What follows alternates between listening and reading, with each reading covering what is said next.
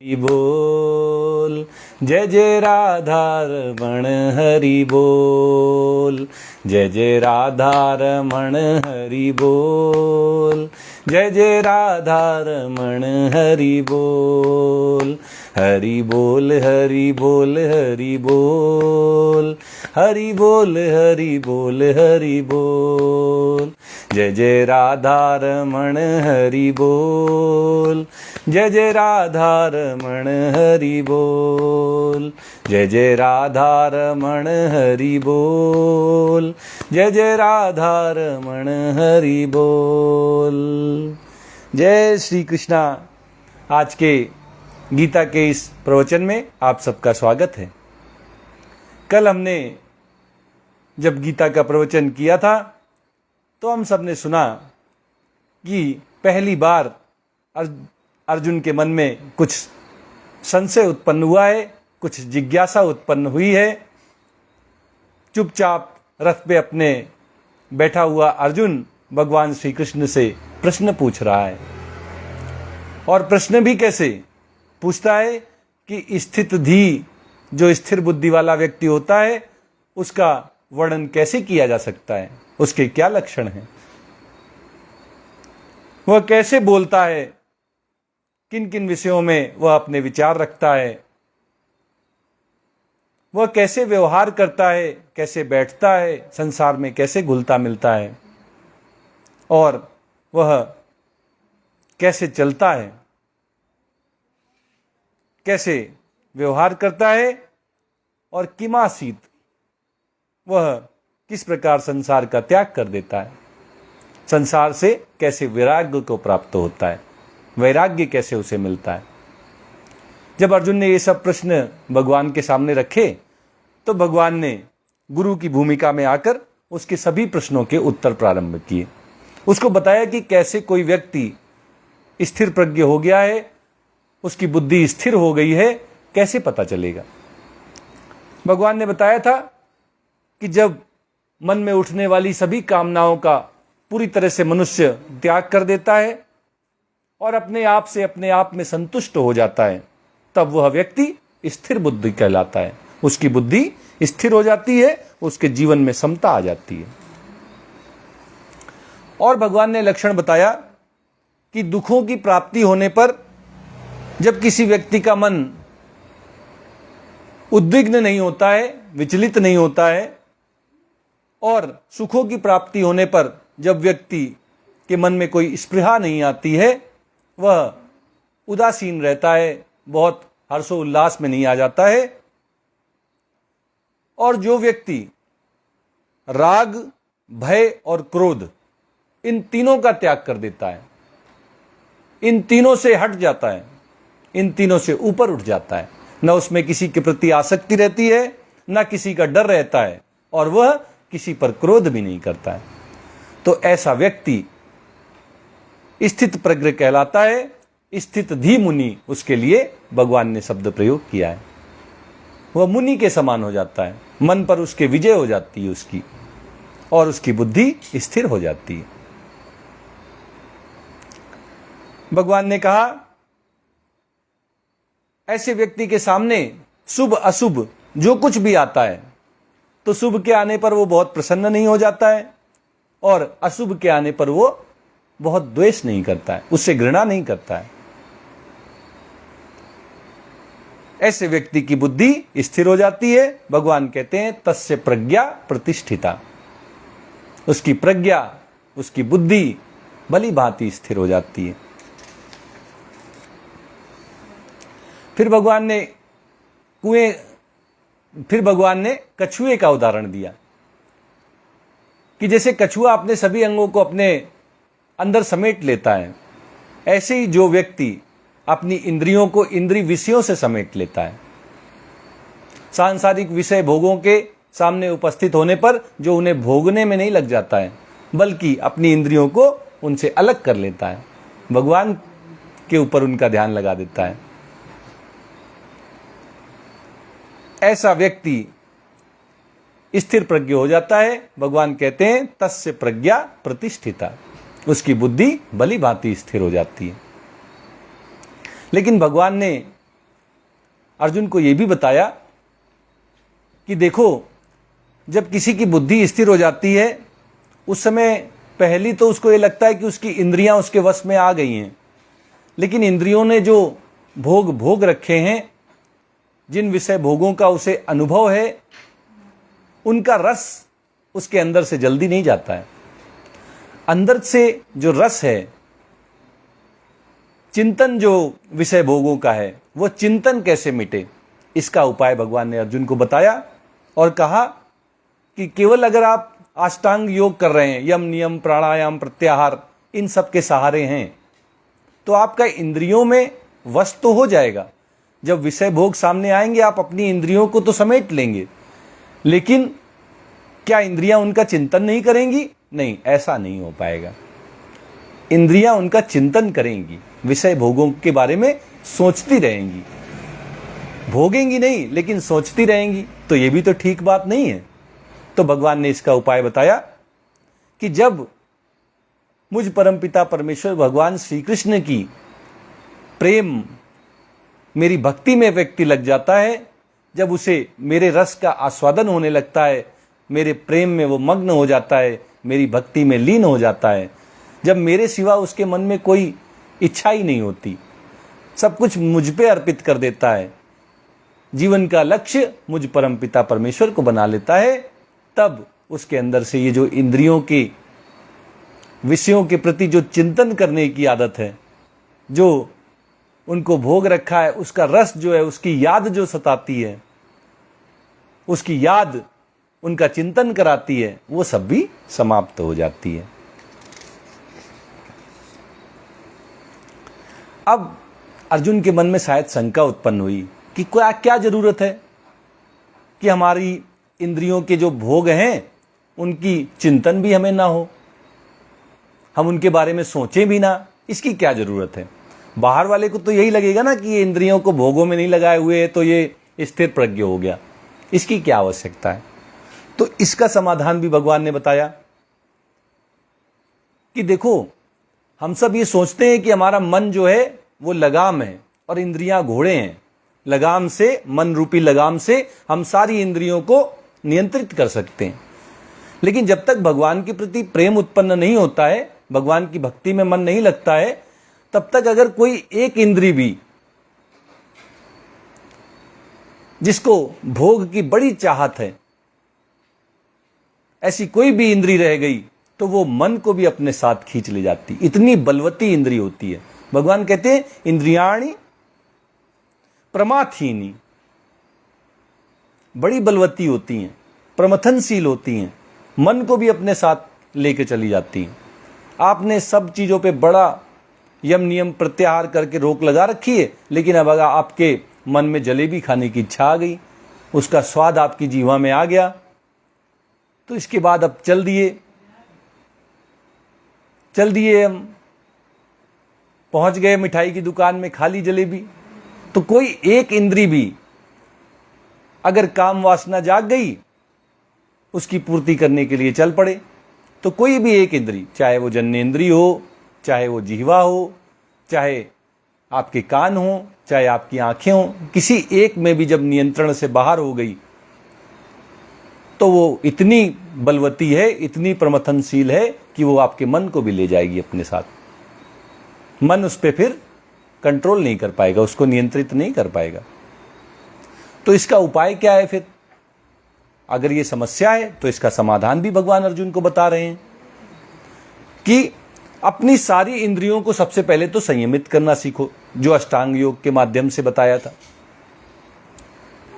अपनी इंद्रियों का जब संयमन आने लगेगा तो फिर जो उनके प्रति जो लालसा है, इच्छा है, चिंतन करते हैं, उसका सोचते हैं उसके बारे में, उसकी जो सोच है उसको बदलने के लिए भगवान कह रहे हैं कि सारी की सारी इंद्रियों को समर्पित करके मत परा, मुझ पे मेरे परायण कर दो, मुझे समर्पित कर दो, सबको भगवान के कार्यों में लगा दो। आंख से भगवान की मूर्ति को देखना शुरू कर दो, जीवा से भगवान का प्रसाद खाना शुरू कर दो, कान से भगवान के भजन सुनना शुरू कर दो, हाथों से भगवान के श्री विग्रह का, भगवान के मंदिर की सफाई करना शुरू कर दो, पैरों से भगवान के धामों की यात्रा करना शुरू कर दो, मंदिर जाना प्रारंभ कर दो। इस तरह अपनी हर इंद्री को भगवान के कार्यों में समर्पित कर दो, भगवत परायण हो जाओ। और भगवान कहते हैं जिसकी इंद्रियां उसके वश में आ जाती हैं, पूरी तरह से उसके वश में आकर जब भगवान के चिंतन में लग जाती हैं, तो ऐसा व्यक्ति स्थिर प्रज्ञ हो जाता है। तस्य प्रज्ञा प्रतिष्ठिता, उसकी भी बुद्धि जो होती है वो भली भांति स्थिर हो जाती है। भगवान कहते हैं कि अष्टांग योग की महिमा है, लेकिन सबसे बड़ी महिमा है भगवत परायण होने की। आपने कोई नया कर्म नहीं किया, आपने कुछ नया सीखा नहीं, ना योग सीखा, ना ध्यान सीखा, ना अष्टांग योग सीखा, ना आपने तरह तरह की योग मुद्राएं सीखी। बस एक काम अगर जीवन में सीख लिया, भगवत परायण हो गए। चिंतन हो तो भगवान का हो, सेवा हो तो भगवान की हो, प्रेम हो तो भगवान से हो, भक्ति हो तो भगवान की हो, सब कुछ भगवान के लिए अगर आप करने लगे तो बस भगवान स्वतः सब कुछ प्रदान कर देते हैं। उसके लिए फिर अलग से कोई यम नियम प्राणायाम प्रत्याहार इनकी आवश्यकता नहीं रह जाती। सब भगवान की कृपा से स्वतः नियंत्रित हो जाता है। सारी इंद्रियां आपके वश में आ जाती हैं और इंद्रियां विषय भोगों के प्रति सोचती भी नहीं है, उनका चिंतन भी नहीं करती।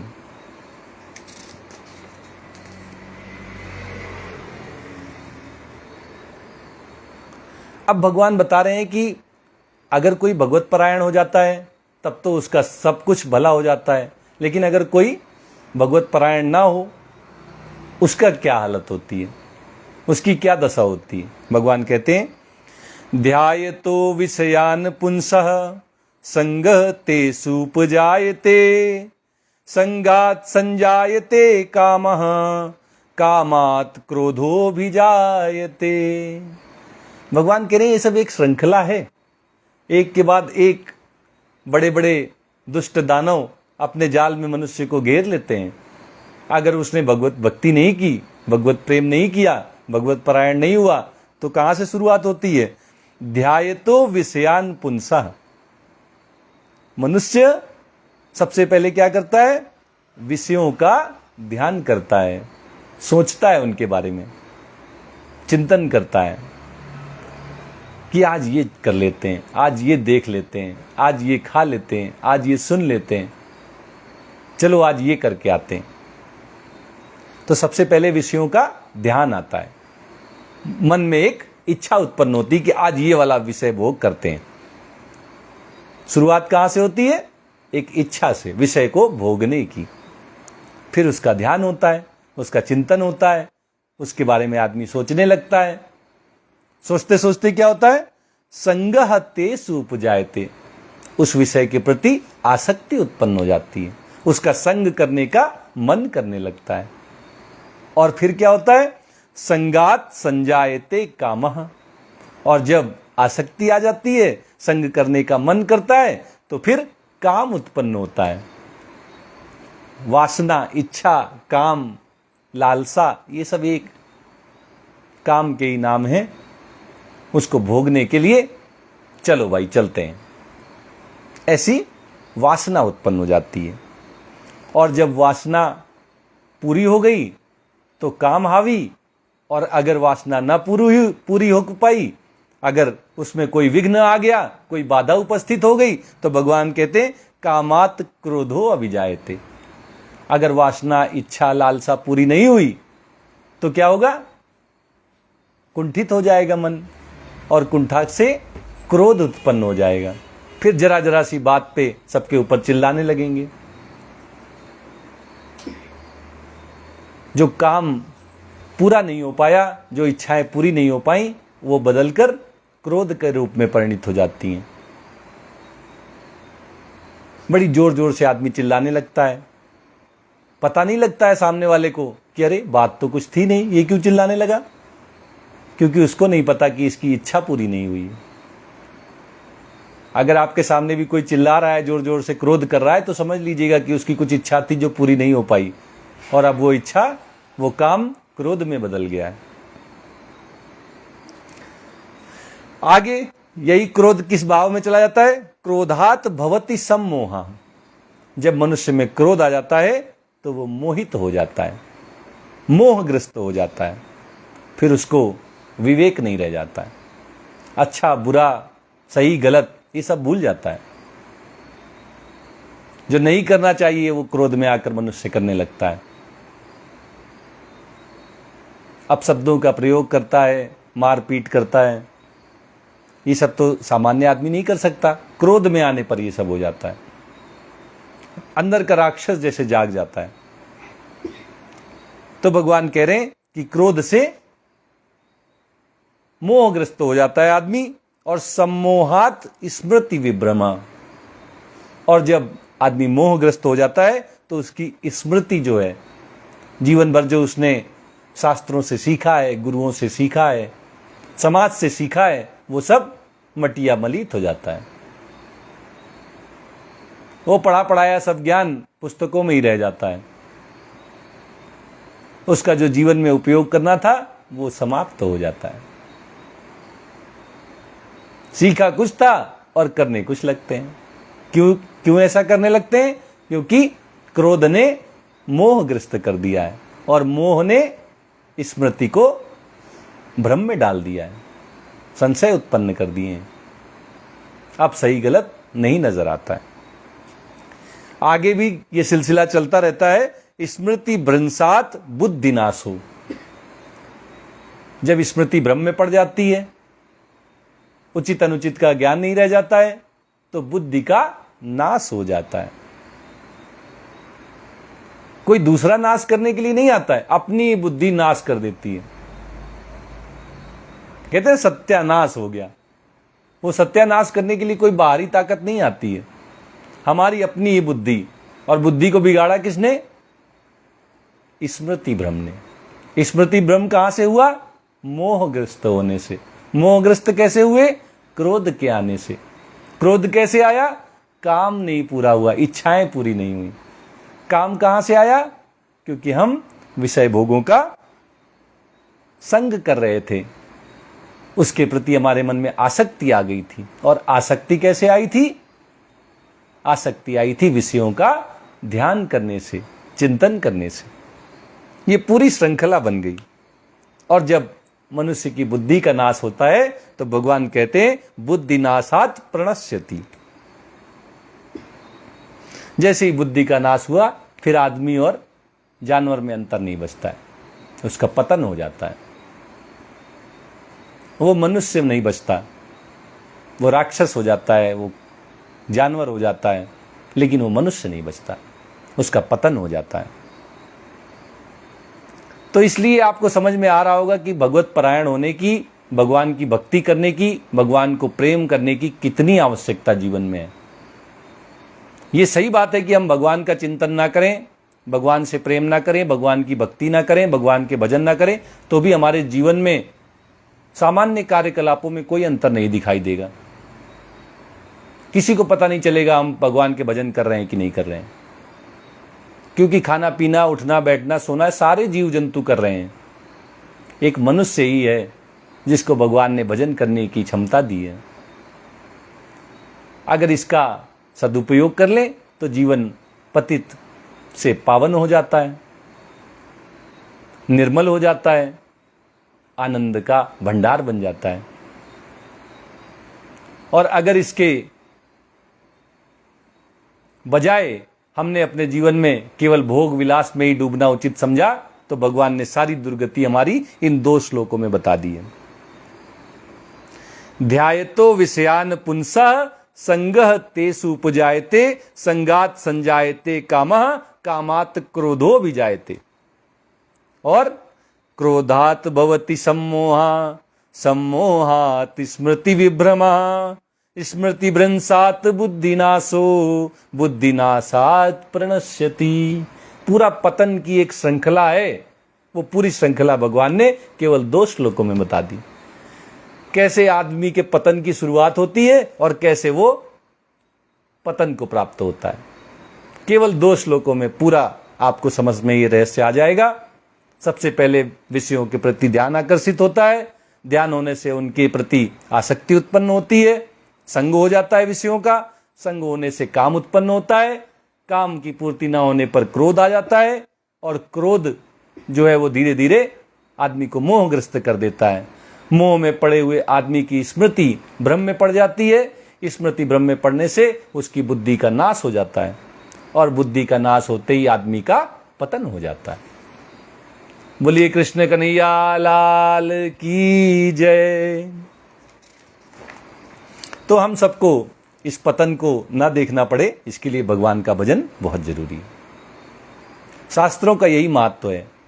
बाकी के जो स्कूलों में आजकल सब्जेक्ट पढ़ाए जाते हैं वो सांसारिकता का तो बहुत ज्ञान कराते हैं, समाज का भी ज्ञान करा देते हैं, लेकिन उचित अनुचित का ज्ञान नहीं कराते हैं। हमें अपने जीवन को कैसे जीना है, कैसे हम अपने जीवन को सार्थक बना सकते हैं, कैसे पतन से बचा सकते हैं, ये सब तो गीता जैसे शास्त्र ही बताते हैं।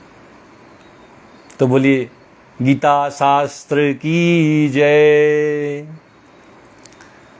अब भगवान अर्जुन को समझा रहे हैं कि जो स्थित प्रज्ञ होता है वो कैसे चलता है, आचरण कैसे करता है। भगवान कहते हैं राग द्वेष वियुक्तेस्तु विषयान इंद्रियैश्चरन् आत्मवश्यै विधेय आत्मा प्रसादम अधिगच्छति। भगवान कहते हैं कि जो कर्मयोगी हैं, जिनके अंतःकरण में दूसरों की सेवा रूपी निर्मल काम, निर्मल कार्य करना, ये इच्छा उत्पन्न हो गई है कि मुझे दूसरों की सेवा करनी है, भगवान के भजन करने हैं, भगवान की भक्ति करनी है, ऐसे जो साधक कर्मयोगी हैं वे राग द्वेष से रहित अपने वश में की हुई इंद्रियों के द्वारा विषयों का सेवन करता हुआ निर्मलता को प्राप्त हो जाता है। उसके मन में जो निर्मलता आती है वो भगवत कृपा से आती है। विषयों में लगा रहता है, लेकिन लगे होते हुए भी उनसे वैरागी होता है। सब कार्य करता है, उसकी इंद्रियां सभी कार्य करती हैं, लेकिन उनके प्रति आसक्ति नहीं होती, काम वासना उत्पन्न नहीं होती। राग द्वेष वियुक्तेस्तु, सबसे पहली शर्त भगवान रख दे रहे हैं कि अगर आप भी अपने जीवन में इसका अनुभव करना चाहते हैं कि आप विषय भोगों में लगे रहें, सभी इंद्रियां वैसे ही विषयों का सेवन करें जैसे करती आई हैं, आंखें देखें, कान सुने, जीवा स्वाद ले, हाथ पैर आए जाएं, कार्य करें, आपकी त्वचा स्पर्श करे, सभी विषयों का आप भोग करें, लेकिन जैसे एक वैरागी होता है, सब कुछ करते हुए भी कुछ आसक्ति ना हो, किसी के साथ लगे नहीं। ये कैसे होगा?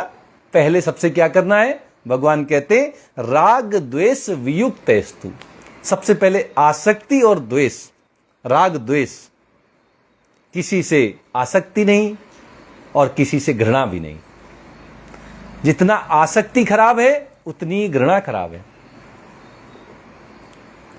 जैसे शुभ और अशुभ, शुभ हो गया, कार्य सिद्ध हो गया, जो चाहते थे वैसा हो गया, तो बहुत ज्यादा आसक्ति नहीं, बड़े हर्षोल्लास में नहीं डूब जाना है, बड़ा नाच रहे हैं, कूद रहे हैं, क्या रे वाह वाह, जो मिलना था मिल गया, मजा आ गया। नहीं नहीं नहीं, जीवन है, एक पड़ाव था वो बीत रहा है, उसका सुखद अंत हो रहा है, आप उसके साक्षी हैं। उसके साक्षी बनकर आगे बढ़िए। और अगर कुछ अशुभ हो जाए, जैसा चाहते थे वैसा नहीं हो पाया, बड़ी मेहनत की लेकिन सफल नहीं हो पाए, तो क्या हुआ? यह भी जीवन का एक पड़ाव है। गाड़ी इस स्टेशन में रुकी है, यही थोड़ी आखिरी स्टेशन है, इसके बाद भी गाड़ी को चलना है। तो ये स्टेशन आया, यहां बड़ी गंदगी है, ऐसा देख के हम क्यों व्यथित हों? ये स्टेशन आया है, गाड़ी 5 मिनट रुकी है, व्यवस्थाएं अच्छी नहीं है, कोई बात नहीं। चाहते थे कि यहां पे हमें ठंडी पानी की बोतल मिल जाए, गरम गरम चाय मिल जाए, समोसा पकौड़ी मिल जाए, नहीं मिले, कोई बात नहीं, गाड़ी चलेगी, फिर 1 घंटे 2 घंटे के बाद फिर एक स्टॉप आएगा। तो ना तो शुभ आए तो उसमें आसक्ति जोड़ लेनी है, उसके साथ बैठ जाना है कि अरे बड़ा बढ़िया स्टेशन आ गया, आप यहीं रहेंगे, अब आगे नहीं जाएंगे, तो जीवन यात्रा कैसे पूरी होगी? और सुविधाएं नहीं मिली, हार हो गई, जैसा चाहा था वैसा नहीं हो पाया, तो दुखी मत हो जाओ भाई, जीवन यात्रा है, एक पड़ाव है, आगे चल पड़ो। तो राग द्वेष दोनों से हट जाना है, आसक्ति भी नहीं रखनी है, घृणा भी नहीं करनी किसी से, ना किसी व्यक्ति से, ना किसी परिस्थिति से, किसी से घृणा नहीं करनी है। ये नहीं कि बाल जब जवान है तो बड़ी आसक्ति है, बुढ़ापे से बड़ी घृणा है। अरे नहीं भाई, रोगी से बड़ी घृणा है। क्यों? रोग है, संसार में रोग है, किसी को होता है, किसी को नहीं होता है, भगवान की कृपा है। आज जिसको है उसको देख के बहुत घृणा नहीं करनी, उससे द्वेष नहीं रखना है, आगे बढ़ना है। जो दिखे उसको साक्षी भाव से देखना है। अरे वाह, अरे वाह भी नहीं सब जगह आपको जरूरी कहें, बस ये देखें कि हाँ भाई आज मैंने ये देखा, आज मैं इसका साक्षी बना। तो राग और द्वेष दोनों को दूर करके अगर आप विषयों का आचरण करते हैं, राग द्वेष युक्तस्तु विषयान इंद्रियश्चरन्, और तब आप अपनी इंद्रियों का जो भी कार्य है, जिसको भी आप देखते हैं, ना उसमें आसक्ति हो ना उसमें द्वेष हो, आप जो भी सुनते हैं कर्तव्य की भांति करते हैं, तो भगवान कहते हैं आत्मवश्यई, जिसका अपने आप में वश है, अपने आप में नियंत्रण है, अपनी इंद्रियों में नियंत्रण है, अपने मन में नियंत्रण है, अपनी बुद्धि में नियंत्रण है, विधेय आत्मा, जिसका अंतःकरण उसके वश में हो गया। जनक को विदेह कहा जाता था, यहां विधेय है, देह नहीं है, विधेय, ध्येय से रहित, देह से ऊपर। अब उसका ध्यान और कहीं नहीं है, ध्येय उसके परमपिता परमेश्वर हो गए। तो ऐसा भगवत प्रेम में, भगवत भक्ति में लगा हुआ व्यक्ति, जिसका अपने ऊपर पूरा नियंत्रण हो गया है, वो सभी विषयों को एक साक्षी भाव से देखता है, किसी से ज्यादा राग नहीं रखता, आसक्ति नहीं रखता, और किसी से घृणा नहीं करता, द्वेष नहीं करता। और भगवान कहते हैं ऐसे व्यक्ति को प्रसादम अधिगच्छति, उसे प्रसाद प्राप्त होता है, वह परम पद को प्राप्त हो जाता है, भगवत धाम को चला जाता है। और जो समता है ना, वो भी ऐसे ही व्यक्ति को प्राप्त होती है, वो समबुद्धि हो जाता है, क्योंकि ये सब प्रसाद हैं भगवत कृपा के, भगवत भक्ति के, अपने आप नियंत्रण रखने के, अपने ऊपर पूर्ण नियंत्रण रखने का प्रसाद क्या है? जीवन में समता आ जाती है, शांति आ जाती है, आनंद आ जाता है। कुछ मिलने से नहीं, कुछ खोने से नहीं, केवल अपने आप से, अपने आप में संतुष्ट हो जाने से, राग द्वेष से ऊपर उठ जाने से, इनमें ना उलझने से।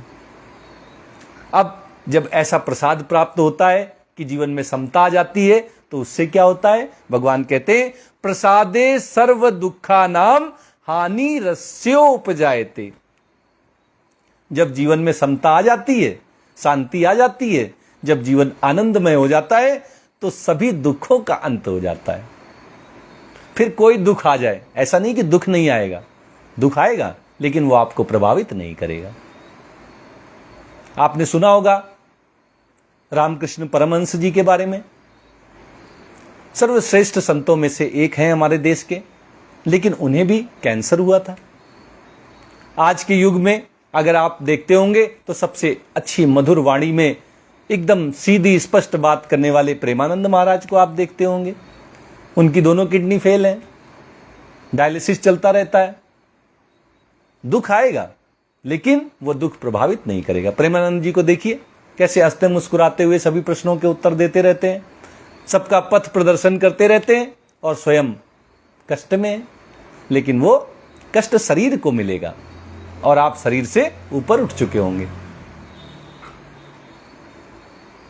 तो इतनी महिमा भगवान बता रहे हैं, केवल एक चीज जीवन में समता आ जाए, न किसी के प्रति आसक्ति हो, न किसी से घृणा हो, राग द्वेष ना हो। इतना तो हम जीवन में कर सकते हैं ना, ये तो हमारे हाथ में है। और इसके लिए जरूरी क्या है कि ज्यादा हम संसार का चिंतन ना करें, क्योंकि चिंतन से ही शुरुआत हुई थी। अभी पूरा 2 श्लोक में भगवान ने एकदम विधिवत बता दिया था क्या है, पूरा शतरंज का खेल 2 श्लोक में समझा दिया था। ध्यान से शुरू हुआ विषय का चिंतन जाके बुद्धिनाश से लेकर और पतन तक ले जाता है। तो संसार का ज्यादा चिंतन ना करें, भगवान के भजन करें, भगवान का सुमिरन करें, भगवान से प्रेम करें, भगवान की भक्ति करें। जब हम अलग हो जाते हैं तब हमें ज्यादा स्पष्ट दिखाई देता है। आपने अगर कभी शतरंज का खेल खेला हो तो जो खिलाड़ी 2 आमने सामने बैठ के खेल रहे होते हैं उसको दिखाई नहीं देता है कि उसका मोहरा मरने वाला है, उसका वजीर मरने वाला है, उसका हाथी मरने वाला है, उसको नहीं दिखाई देता। उसको बता दें कि इसका हाथी मरने वाला है, इसका वजीर मरने वाला है, लेकिन बता नहीं सकते। तो जब हम अलग हो जाते हैं गेम से, खेल से, जब हम अलग होकर बैठते हैं, साक्षी बन जाते हैं, देखने वाले बन के दर्शक बन जाते हैं, तब हमें ज्यादा अच्छा दिखाई देता है। तो यही हमारे जीवन के इस शतरंज के खेल में लागू होता है। अगर हम थोड़ी देर इस उथल पुथल भरे सांसारिक जीवन से अलग हटकर परमात्मा में अपने ध्यान को लगा लेते हैं तो हमें बड़ी स्पष्टता से अपने जीवन की जो उलझने हैं, जो परेशानियां हैं, उन सब के हल दिखाई देते हैं। आपके जीवन का भी ऐसा ही अनुभव होगा। तो ये सबके जीवन में लागू होता है। भगवान कहते हैं कि प्रसादे सर्व दुखा नाम हानि ही अस्यो उपजायते। जैसे ही जीवन में समता आ जाती है, राग द्वेष हट जाते हैं, तो फिर सभी दुखों का अंत हो जाता है, इनकी हानि हो जाती। दुखों की हानि हो जाना मतलब दुखों का चले जाना, जीवन से दुख गायब हो जाते हैं। और क्या होता है? प्रसन्न चेतसो, चित्त प्रसन्न रहता है, हमेशा चेहरे पे मुस्कुराहट रहती है, चेहरे में शांति के भाव दिखाई देते हैं, आनंदमय जीवन होता है, मनुष्य हमेशा प्रसन्न रहता है। अच्छा, मनुष्य के अलावा भी कोई है जो प्रसन्न रहता है? आपने देखा हो और कोई जानवर जिसको आपने देखा हो बड़ा प्रसन्न रहता है? सब खाने पीने सोने इन्हीं सब में लगे रहते हैं, प्रसन्नता की किसी को चिंता। आत्मस्वरूप में स्थिर हो जाती है, फिर उसको प्रसन्न रहने के लिए किसी विषय भोग की, धन की, संपत्ति की, वैभव की आवश्यकता नहीं रह जाती। वो स्वयं में प्रसन्न रहता है, बिना कुछ पाए प्रसन्न रहता है।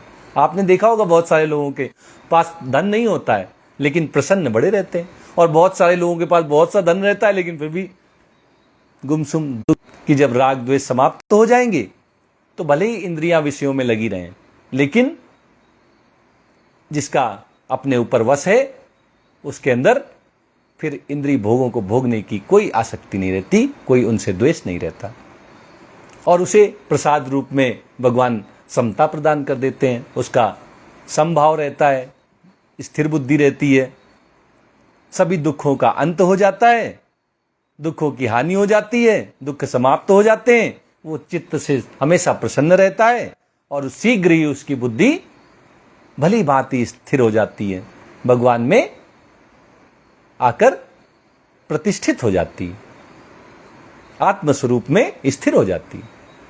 फिर संसार में भटकती नहीं है कि ये मिल जाए, ये हो जाए, इन सब की चिंता वो नहीं करता, सब भगवान के भरोसे।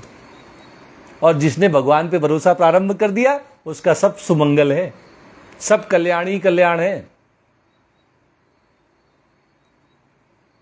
फिर उसका कोई बाल बाका नहीं कर सकता जिस पे भगवान की कृपा हो जाए। और भगवान की कृपा नहीं है और लाख जतन कर लो, फिर सब कुछ तो हमारे बस में नहीं है। तो आपने भी अपने जीवन में अनुभव कर लिया है।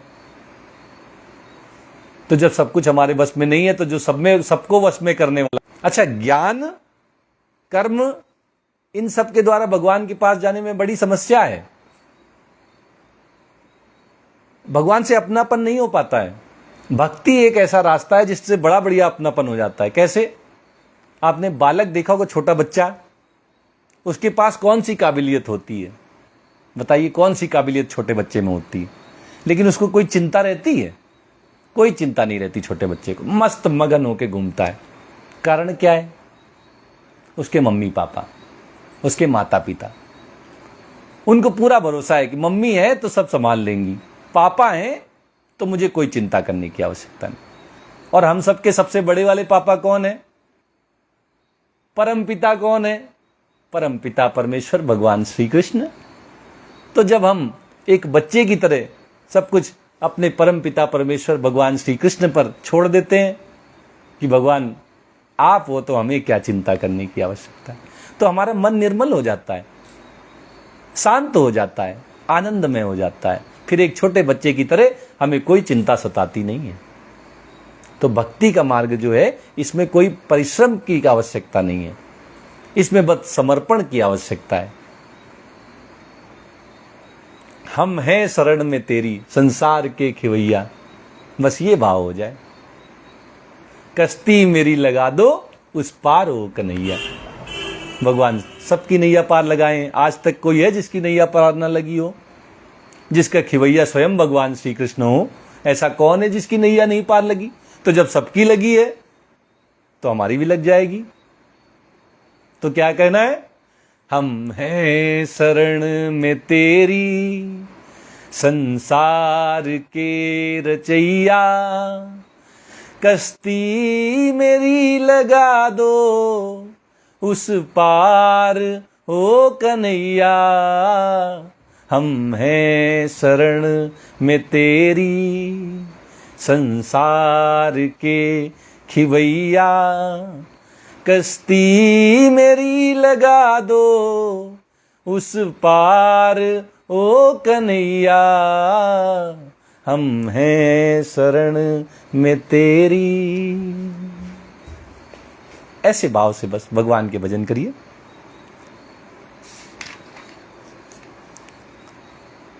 अब जो बात भगवान ने पिछले 2 श्लोकों में कही है, वो अन्वय रीति से बताई थी कि क्या फायदा है भगवान के भजन का। अब व्यतिरेक रीति से, नकारात्मक तरीके से अब उसी बात को बताने जा रहे हैं कि अगर भगवान के भजन ना किए, भगवान में मन को ना लगा दिया, भगवान के चिंतन में, भगवान के मनन में अपनी बुद्धि, अपने मन ना लगाए, तो क्या समस्याएं आएंगी।